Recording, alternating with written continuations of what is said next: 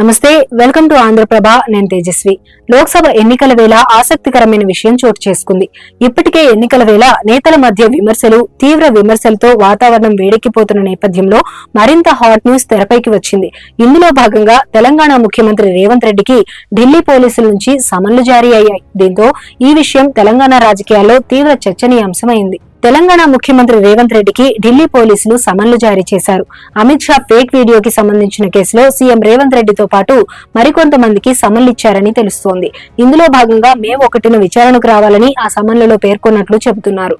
Reservations అంశంలో Amit Shah fake వీడియోను share చేశారంటూ రచ్చ జరుగుతోంది. ఈ విషయంపై ప్రధాని మోదీ సైతం తీవ్ర ఆగ్రహంతో ఉన్నారని అంటున్నారు. కాగా కేంద్ర హోంమంత్రి అమిత్ షాకు సంబంధించిన ఒక వీడియో సోషల్ మీడియాలో వైరల్ గా మారింది.